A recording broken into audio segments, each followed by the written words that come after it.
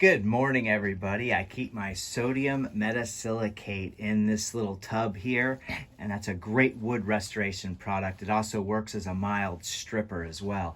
Today, I'm going to take you on a job, and we're going to be X-jetting the great majority of this, but you do see a pump-up sprayer there, and that's because we're going to need a really hot mix, and I'll show you what that's for in just a second. So we're going to run about 250 feet of high pressure. We're going to use the X-jet off a 3/8 poly-braided siphon hose, and the inner diameter is 3/8 on that food grade siphon hose, and that'll allow me to travel the great majority of the distance. We're going to use the 4-gallon per minute cold water belt driven machine. It's 4,200 psi. We have the unloader set to about 3,800 psi, and we're running a 13 horse AR nickel plated Viper pump on the back of that. So good morning, everybody. It's a chilly day here in Florida, which is very unusual for us, but we're going to do a driveway surface clean, and we're going to do some curbing. I'm going to turn you around really quickly because you can see what the other guy did.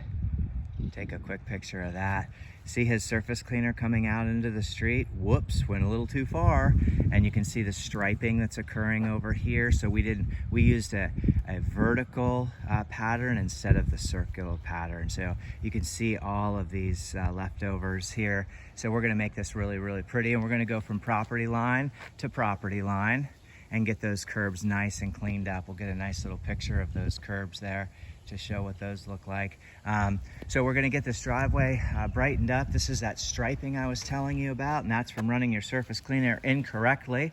There are some corners and stuff that we need to pay particular attention to and really make sure that we get a deep cleaning in there. You can see what that looks like in there. So we'll get a little picture of that, a little before and after of that.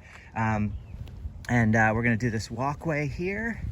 You can see what the walkway looks like. Not too bad, but you can see the circle marks. And then what we have along here is we have a lot of mold and that type of thing that are on our columns. So those columns are all going to get cleaned up really nicely. And that's what we're going to be using the pump-up sprayer for, as you can see what that looks like. So you can see we've got one here, but you can really see what they look like along here. So we'll get a nice little photograph of that.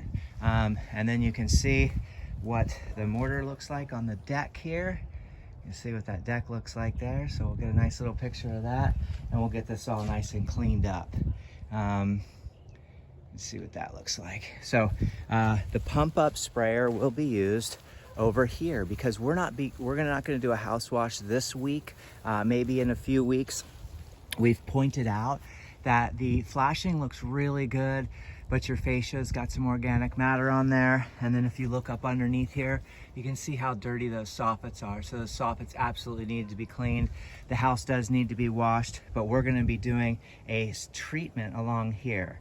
And that way we'll get that all cleaned up. You can see the lichen that's down there along that side there. So we'll get a nice little picture of that. And then we'll get a nice little picture right along here as well, just so we can see the after results. So we'll use a pump-up sprayer. We'll get those tracks all cleaned out and make that look really, really pretty along there. You always want to check your spigots, which I have not done this morning yet, to make sure that this is constantly being taken on and off, because the two metals, anytime you have a hard metal against a soft metal, you will create a really it's going to be a chemical reaction between the two, and what will happen is you will get completely seized up, and I don't care what kind of lubricating oil you use, you're going to end up with a seized hose on that spigot. So take you around back really quickly and show you what this looks like.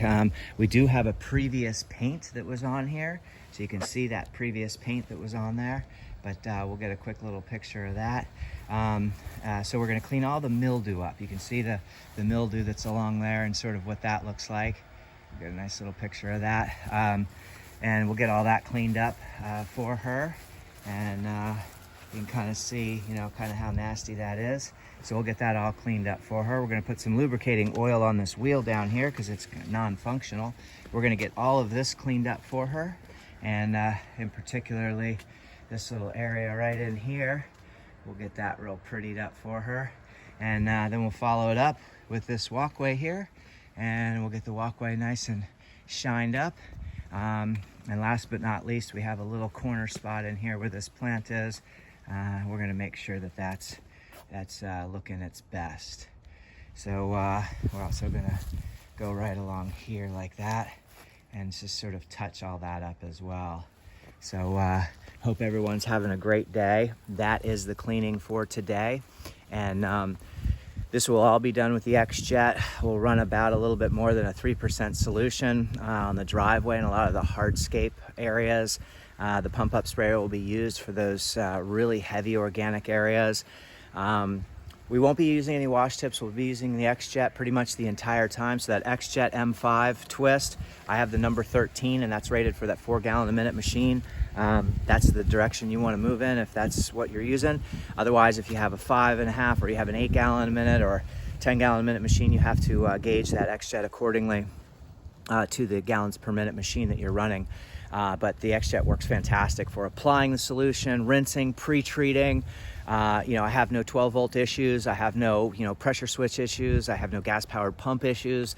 So it makes life much easier for me. It's more labor intensive, but it's much easier. So make sure when you're out there and you're cutting people's driveways that you're not running that surface cleaner into the street and making it look kind of silly like that. Also make sure when you're doing curbing and you're doing a house or a driveway, make sure you run the full property line. Don't just stop and end your job here. It's really, really important to clean it up from property line to property line. That way it's aesthetically pleasing to the eye and you're not just dropping right off there and saying, okay, I'm done, can I go home now? Really run those curbs out there and make things pretty for people. They'll appreciate it. You'll get more work out of it, and you'll be more proud. Take pride in your work. Have a great day, everyone. Trevor Thompson, TNT Pressure Cleaning, dynamite service with explosive results. And that is the equipment that you will need for the day. Take care, and I will show you an after video. Bye-bye, everyone.